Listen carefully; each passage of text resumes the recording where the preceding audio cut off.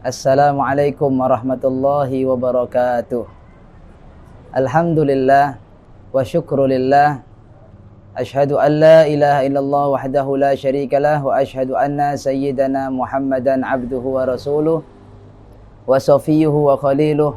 Allahumma salli wa sallim ala sayyidina wa maulana Muhammad nurika sari wa madarikal jari wa jama'ni bihi fi kulli atwari wa ala alihi wa sahbihi ya nur. Amma ba'd. Alhamdulillah limpahan puji syukur pada Allah Subhanahu wa taala yang masih memberikan kepada kita banyak nikmat yang diberikannya dari anugerah-anugerahnya. Seluruh apa yang ada pada diri kita semuanya adalah nikmat dari Allah Subhanahu wa taala. Allah Subhanahu wa taala menyebutkan dalam Al-Qur'an, "Wa ma bikum min ni'matin faminallah." Tidak ada satu nikmat pun yang ada pada dari kalian kecuali semuanya sumbernya dari Allah Subhanahu wa taala. Maka pantasnya lah untuk kita memperbanyak syukur pada Allah, dan pastinya selain rasa syukur kita yang kita panjatkan kepada Allah Subhanahu wa taala, dan juga tidak lupa pula untuk kita memperbanyak salawat dan salam kepada Nabi kita Muhammad sallallahu alaihi wasallam. Mudah-mudahan dengan melalui jalur beliau insyaallah kita semua dapat disampaikan oleh beliau kepada Allah Subhanahu wa taala, karena wasilah terbesarnya Allah Subhanahu wa taala adalah baginda Nabi kita Muhammad sallallahu alaihi wasallam. Allahumma salli wa sallim wa barik alaihi wa ala alihi. Pemirsa Darus Safa TV yang dimuliakan oleh Allah Subhanahu wa taala, alhamdulillah kita sudah berada di bulan Ramadan dan beberapa hari kita lewatin bulan Ramadan. Dan saat ini mungkin beberapa saat lagi dan juga beberapa tidak lama lagi kita pastinya akan meninggalkan bulan suci Ramadan yang mulia ini.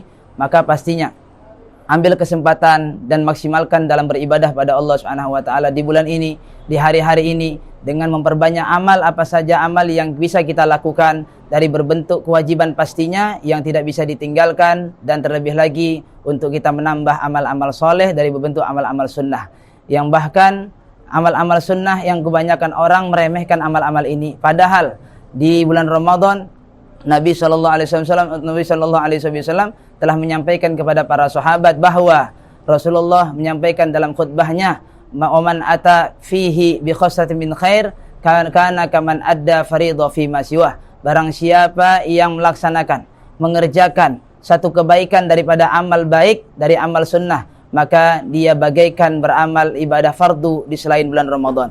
Maka sayang dan sangat rugilah apabila kita tinggalkan daripada amal-amal sunnah yang kita ketahui, tapi kita tidak mau untuk meningkatkan dan kita menambah amal tersebut, padahal kita tahu bahwasanya amal sunnah tersebut pastinya akan dilipat gandakan menjadi amal fardu. Dan banyak yang pastinya daripada bentuk amal sunnah yang kita ketahui ataupun yang belum kita ketahui, tapi setidaknya hendaklah amal-amal sunnah, yang beberapa amal sunnah yang akan kita sampaikan di sini, yang mana amal sunnah ini dekat dengan amal wajib, dan bahkan disebutkan amal yang wajib, sesuatu yang fardu itu adalah yang paling afdal adalah salat fardu di antara semua yang fardu. Begitu juga dengan semua hal-hal yang sunnah, yang lebih afdal adalah salat sunnah yang mengiringi dengan salat fardu tersebut. Maka yang akan kita sampaikan di antara bentuk amal yang akan kita bisa mungkin menambahnya di bulan Ramadan ini adalah, satu adalah kalau ketika salat subuh, pastinya sebelum subuh sudah biasa bahwasanya di dalam salat subuh ada yang namanya salat sunnah subuh, atau bisa sebagian ulama mengatakan ada yang memperbolehkan mengucapkan qobliyah subuh atau salat sunnah fajar, yang mana pahalanya sangat besar. Di luar Ramadan saja sudah sangat besar. Nabi menyebutkan dalam hadisnya, raqatul fajri khairum minad dunya wa ma fiha. 2 rakaat salat sunnah fajar itu lebih baik daripada dunia beserta isinya. Apalagi dilaksanakan di Ramadan, maka pastinya dilipat gandakan menjadi amal fardu yang tak terhingga. Maka oleh sebab itu, satu adalah salat sunnah sebelum subuh. Pastinya alhamdulillah di Ramadan ini memudahkan kepada kita untuk kita melaksanakan salat sunnah sebelum subuh tersebut, karena sebelumnya pastinya kita melaksanakan makan sahur, kita bangun di waktu sahur, dan juga kita punya kesempatan untuk kita bisa melaksanakan salat subuh berjamaah, dan pastinya sebelum sholat subuh berjamaah kita bisa melaksanakan sholat sunnah tersebut 2 rakaat sebelum subuh. Dan berikutnya adalah sholat sunnah sebelum zuhur. Ya, sholat sunnah sebelum zuhur itu biasanya yang kita lakukan 2 rakaat, maka lebih pantas dan lebih baiknya untuk kita tambah rakaatnya menjadi 4 rakaat. Karena di dalam sholat sunnah rawatib, qobliyah atau ba'diyah itu ada namanya sholat sunnah muakkad dan ada namanya rawatib ghair muakkad. Ya, dan kita tambahlah meskipun itu ghairu muakkad, yang sebelumnya kita laksanakan sebelum zuhur itu 2 rakaat, kita tambah menjadi 4 rakaat. Dan begitu juga dengan setelah zuhur 2 rakaat dan kita tambah menjadi 4 rakaat. Sehingga Nabi menyebutkan dalam sabdanya, dan ini disebutkan disebutkan oleh Al-Imam Ibn Hajar Al-Asqalani dalam kitabnya Bulughul Maram, disebutkan dalam sabda Nabi Rasulullah sallallahu alaihi wasallam bersabda, barang man hafadha ala arba'in ba'da dhuhur wa qabla dhuhur wa ba'daha, siapa yang menjaga 4 rakaat sebelum zuhur dan 4 rakaat setelah zuhur, maka Allah Subhanahu wa taala haramkan jasadnya untuk tersentuh dari api neraka. Maka 4 rakaat ya, rasanya untuk Ramadan, karena semangat ibadah kita meningkat di Ramadan, rasanya insyaallah mudah-mudahan dan gampang dan mudah untuk kita amalkan dalam hari-hari kita. Itu di luar Ramadan, apalagi ketika Ramadan ya, dilipat gandakan seluruh amal yang sunnah tersebut menjadi amal fardu. Maka syukur alhamdulillah apabila kita bisa kita memiliki keinginan yang kuat untuk bisa meningkatkan amal ibadah kita di sisi Allah Subhanahu wa taala. Begitu juga dengan setelah asar, sebelum asar.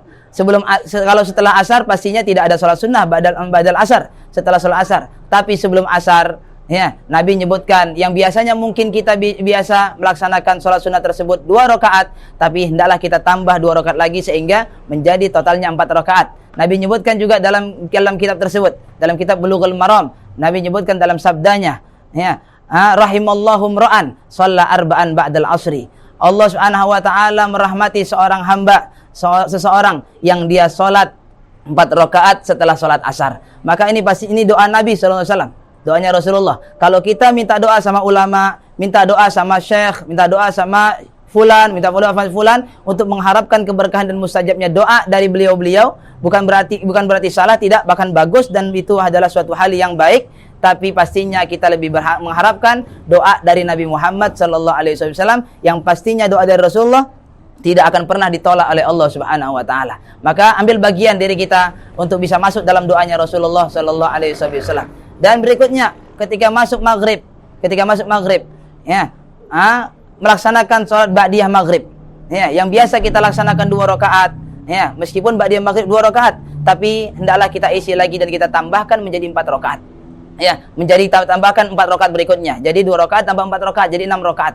Dalam sabda Nabi mengatakan dalam sabdanya, man shalla 6 rakaat bainal maghrib wal isya, siapa yang salat 6 rakaat antara maghrib dan isya, lam yatakallam bainahunna bisu, dia tidak berbicara suatu hal yang keburukan, suatu hal yang buruk, ucapan yang kotor di antara 6 rakaat tersebut, addalna lahu ibadata sintai asyara sanah, maka kami berikan dia ibadah semisal 12 tahun lamanya.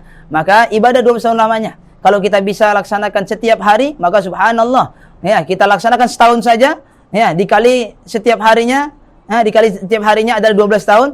Berapa juta tahun yang kita dapatkan untuk fokus semuanya total ibadah sama Allah Subhanahu wa taala. Maka nikmatnya bagi orang yang memang mengerti akan ilmu, kemudian dia bisa mengamalkan ilmu tersebut. Ya, dia bisa mengaplikasikannya ilmu tersebut. Ya, kemudian setelah maghrib ya, sambil pastinya kita sebelum kita melaksanakan sholat isya, kita pastinya untuk berberes-beres terlebih dahulu ya, bersih-bersih terlebih dahulu untuk kita melaksanakan isya, dan juga kita lanjutkan dalam melaksanakan sholat tarawih. Tapi dalam sholat isya dan juga dalam sholat tarawih mesti kita perhatikan ada beberapa hal yang kebanyakan orang salah dalam beramal ya, di dalam sholat tarawih tersebut atau dalam sholat isya atau setelah sholat isya, itu sholat tarawih. Di antaranya adalah ketika sholat tarawih, maka hendaklah dilaksanakan terlebih dahulu sholat fardu isyanya. Apabila kita tidak melaksanakan sholat fardu isyanya terlebih dahulu ya, dan kemudian kita melaksanakan sholat tarawih ya, sebelum melaksanakan sholat fardu isya, maka dinyatakan sholat tarawih kita batal. Karena sebab Karena syaratnya salat tarawih itu dilaksanakan adalah ba'da fi'li salatil isya, setelah melaksanakan salat fardu isya'nya. Maka sia-sialah tarawih apabila kita tidak melaksanakan salat isya terlebih dahulu. Padahal ya, mungkin sebagian orang beranggapan bahwasanya nanti aja salat isya. Ya, mungkin nanti tengah malam aku lebih fokus, lebih khusyuk, lebih tenang, lebih enak sendirian segala macam, berduaan sama Allah. Padahal di saat itu banyak setan yang menggerogoti hatinya sehingga dia meninggalkan sunnah Nabi sallallahu alaihi wasallam. Pastinya salat berjamaah itu lebih afdal, meskipun dia salat sendiri dia merasakan tenang. Salat jamaah itu lebih afdal. Kenapa? Karena Nabi memerintahkan untuk melaksanakan salat fardu itu dalam keadaan berjamaah. Ya, bukan hanya salat isya, tapi salat apapun. Apalagi dalam sabda Nabi sallallahu alaihi wasallam, Nabi mengatakan, "Man shallal isya jama'atan." Siapa yang melaksanakan salat isya berjamaah. Siapa yang melaksanakan salat isya berjamaah, ya, fa ka'anna maqama nisfal lail, maka seakan-akan dia telah qiyamul lail setengah malam. Wa man shallal fajra wa man shallal subha fi jama'atin.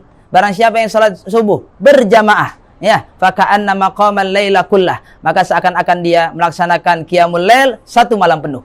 Maka intinya adalah Nabi pastinya menekankan untuk melaksanakan salat berjamaah, ya, dalam salat 5 waktu tersebut.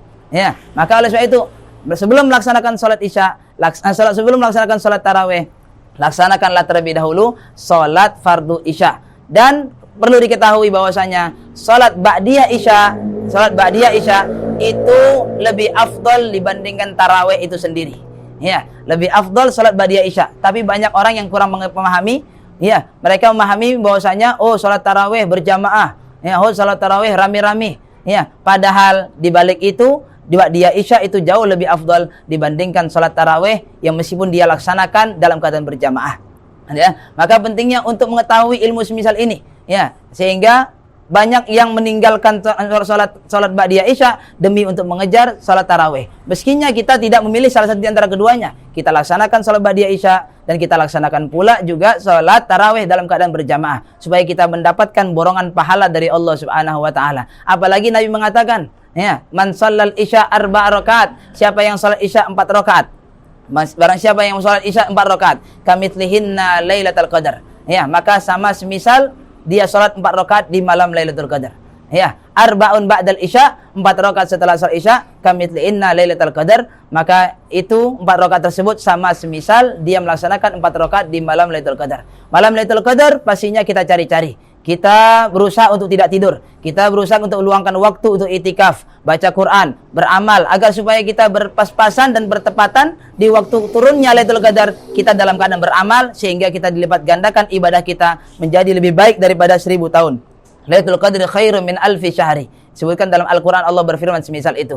Ya, Lailatul Qadar itu lebih baik dan lebih afdal dibandingkan 1000 bulan. Ya, maka orang yang beramal di malam itu bertepatan dengan turunnya Lailatul Qadar, maka dia mendapatkan pahala ibadah yang berlipat ganda lebih baik daripada 1000 bulan. Ya, maka Nabi SAW memberikan kepada umatnya, saking sayangnya Nabi kepada umatnya, Nabi membukakan peluang pintu besar pahala dari Allah Subhanahu wa taala sehingga Nabi ajarkan kepada kita bagaimana caranya untuk kita bisa mendapatkan malam Lailatul Qadar setiap malam.